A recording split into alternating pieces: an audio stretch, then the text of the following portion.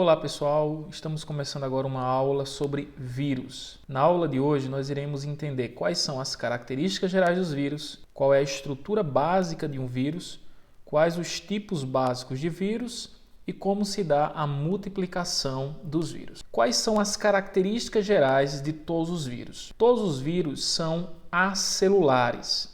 Veja que tem a letra A indicando negação, indicando que os vírus não possuem célula. Então, eles são organismos acelulares.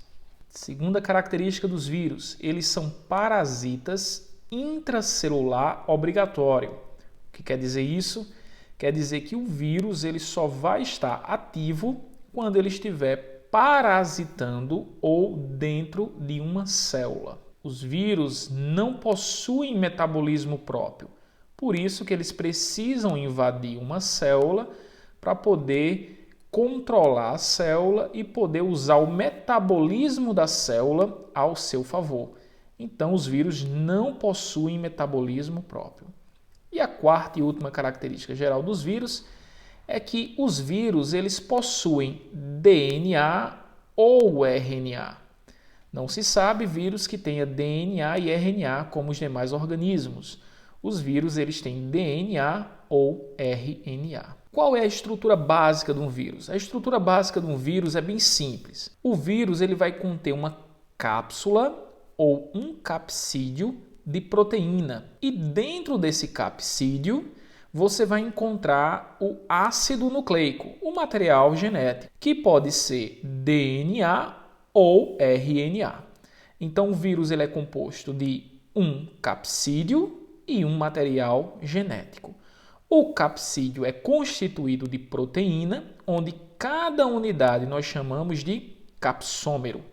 E o material genético, o ácido nucleico, ele é constituído de DNA ou RNA. Quais são os tipos de vírus? Existem dois tipos de vírus baseados na presença ou ausência do envelope. O que seria esse envelope?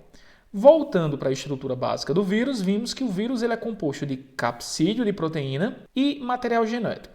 Porém, os vírus que invadem, os vírus que infectam células animais, eles ao saírem de dentro da célula, eles levam consigo um pedaço da membrana plasmática que fica ao redor, que fica por fora do capsídeo. Vejam que nós temos aqui um vírus onde ele tem o material genético, tem o capsídeo e ao redor dele você vai encontrar essa estrutura chamada de envelope, que não é do vírus, ele retira da célula hospedeira.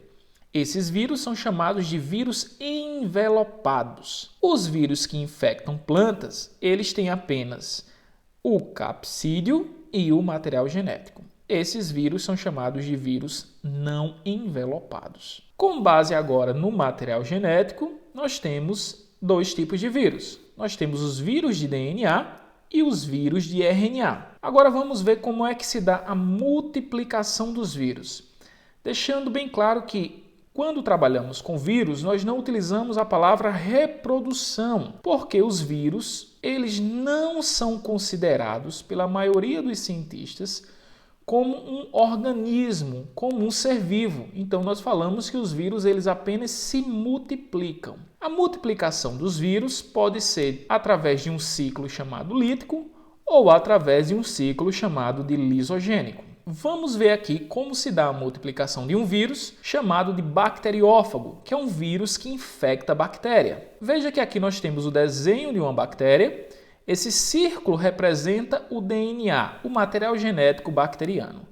Aqui em cima nós temos o vírus. Então, o número 1 indica adesão. É o momento em que o vírus ele encontra a célula hospedeira. O vírus ele vai depositar dentro da célula hospedeira o seu material genético, que nesse caso é um DNA. Nós chamamos essa fase de penetração. Na fase 3, o DNA dentro da célula ele vai utilizar o metabolismo da célula para fazer a sua multiplicação do DNA, para fazer a sua replicação. Ao mesmo tempo que está fazendo a replicação, o vírus também está sintetizando, está formando as estruturas que irão compor o seu capsídeo. Na fase 4, nós chamamos de montagem, que é quando o vírus, já com suas estruturas formadas, já com seu material genético replicado, ele irá formar outros vírus dentro da célula. E aí nós vamos para a última fase, que é a fase em que a célula, por ter uma grande quantidade de vírus, ela vai estourar, ela vai ser destruída, ela vai ocorrer a lise.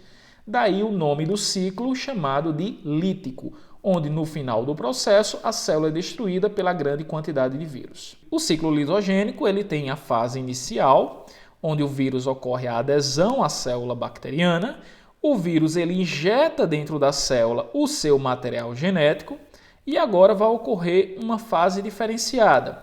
Veja que o material genético do vírus, nesse caso o DNA, ele irá se prender ao DNA da bactéria.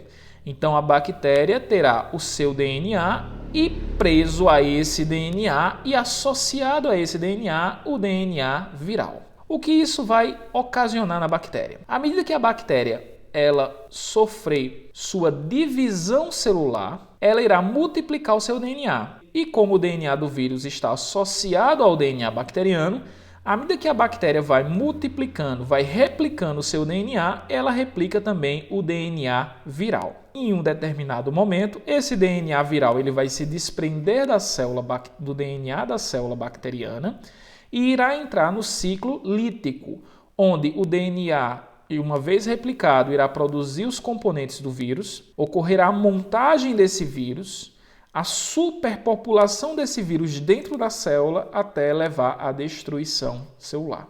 Esse é o ciclo lisogênico, onde o DNA viral se incorpora ao DNA bacteriano, ao DNA da célula hospedeira e à medida que a célula replica seu DNA, ela replica também o DNA do vírus, até um determinado momento em que esse DNA viral ele se desassocia do DNA da célula, passa a formar novos DNAs virais, passa a formar os constituintes do vírus até que leva à destruição, à lise celular.